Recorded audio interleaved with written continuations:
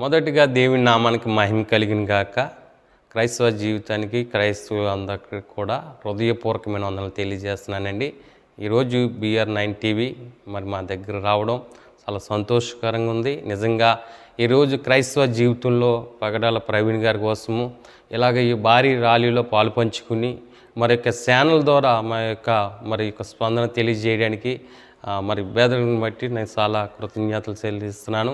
అలాగే ఈ రోజున ఈ యొక్క భారీ ర్యాలీలో పాల్పంచుకుని అనేక మంది మరి ఈరోజు ఫెలోషిప్ల ద్వారా కాకినాడలో జరగడానికి, ముఖ్యంగా నేను పాస్టర్ మనోహర్ రాజ్ అండి నా పేరు. అయితే ఈ రోజున ఈ కాకినాడ పట్టణంలో ఇంత ఐక్యత ఉన్నదని ఎప్పుడు కూడా నా జీవితంలో ఇంత భారీ ర్యాలీగా క్రైస్తవ జీవితంలో చూడలేదు. ఒక సేవకుడు చనిపోయిన తర్వాత ఇంత ఐక్యత వచ్చింది.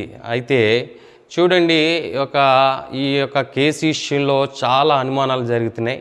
ఆ యొక్క అనుమానాల విషయంలో క్రైస్తవ జీవితం ఎందుకు నెగ్లెక్టేషన్గా పంచుకుంటున్నారో మరి అర్థం కావట్లేదు. కానీ నాకు ఒకే స్పందన ఏంటంటే, నాయకులు కూడా ఎవరు కూడా మరి ఇప్పటి వరకు రాజకీయ నాయకులు ఎవరు కూడా మరి స్పందిస్తలేదు. కాకినాడ పట్టణంలో ఈరోజు భారీ ర్యాలీ జరుగుతుండగా మరి ఎంతోమంది క్రైస్తవ విశ్వాసులు, పాస్టర్స్, నాయకులు అందరూ పాల్పంచుకుని మరి మా క్రైస్తవ జీవితంలో ఒక వ్యక్తిని ఇలా చేయడానికి మరి ఆ యొక్క కేసు విషయంలో ఎందుకు నెగ్లెక్షన్గా పాల్పంచుకుంటున్నారు ఎందుకు అర్థమవుతలేదు. కానీ అది ఒక మర్డరా లేకపోతే యాక్సిడెంటా, ఎన్ని రోజులు తీసుకున్నాకే ఇంత మరి ఒక రోజుకి ఒక CCTV ఫుటేజ్ రిలీజ్ చేస్తూ వచ్చారు.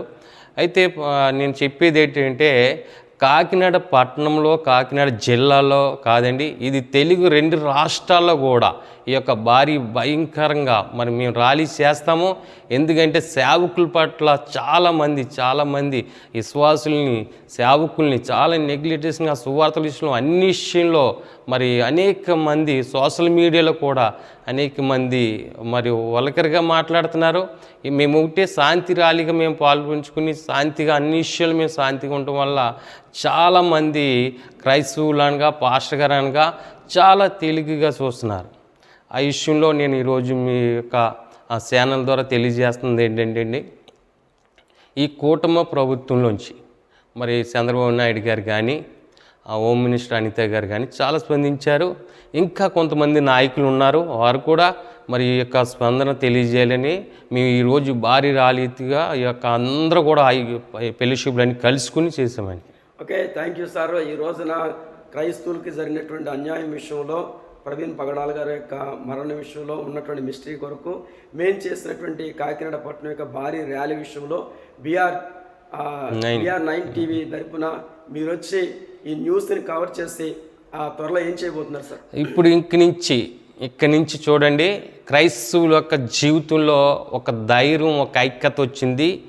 ఈ సువార్తలో కానీ, ఈ యొక్క సువార్తకి వెళ్ళినప్పుడు పేడ నీళ్ళు జల్లించుకోవడం కానీ, ఇతరులతో తిడితే వచ్చేయడం కానీ ఇలాంటి స్పందన లేకుండా అందరూ ఒక ఐక్యతకి వెళ్ళి ఐక్యతగా ఉంటామని, అలాంటి సువార్తలు ఎవరు ఆటంకపరిచినా మరి మా దగ్గరలో ఉన్న అధికారులకు ఇన్ఫర్మేషన్ చేయడం, వాళ్ళు ఇమ్మీడియట్గా యాక్షన్ తీసుకోవాలని కోరుతున్నామండి.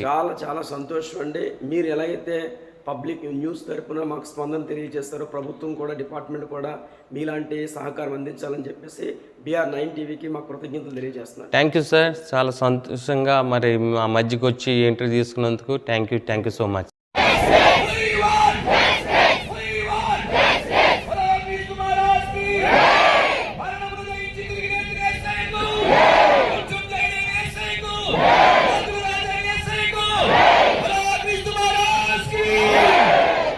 ఈ ర్యాలీ ఇక్కడి నుంచి బయలుదేరి మళ్ళీ నెక్స్ట్ సెంటర్ లో కొంతమంది పెద్దలు మాట్లాడతారు.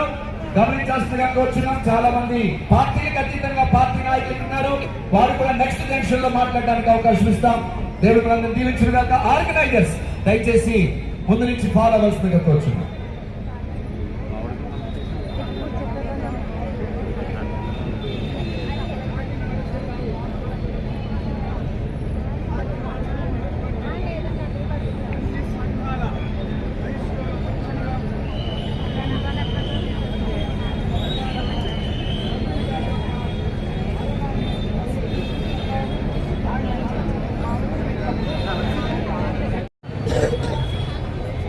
మరి వైజాగ్ రైట్ సార్, జ్యోతి కుమార్ గారిని తీసుకురండి.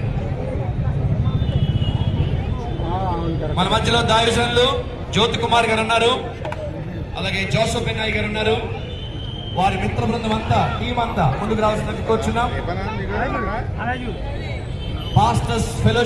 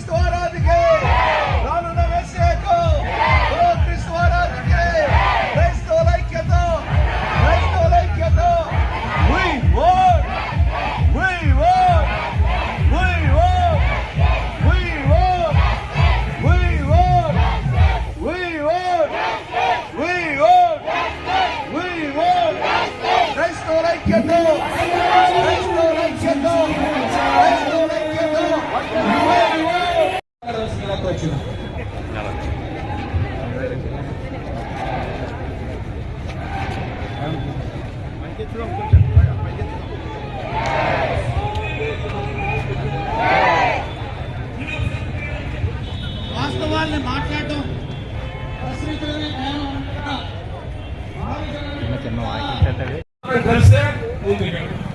భవిష్యత్తులో ఎలాంటి ఘటనలు ఎదురైనా వాటన్నింటినీ ఏంటంటే అందరూ సమైక్యంగా ఎదుర్కొంటారు. హైందవ సమాజంలో కూడా అత్యధిక భాగం మీకు మద్దతుగానే ఉన్నారు. చాలా కొద్ది మంది మాత్రమే మాత్రమే అది కూడా రాజకీయ ప్రయోజనాల కోసం చెప్పి అనవసరమైన డిస్టర్బెన్స్ క్రియేట్ చేస్తున్నారు. మీరు అది దృష్టిలో పెట్టుకోవాలి. మరొకసారి మీ అందరికీ కూడా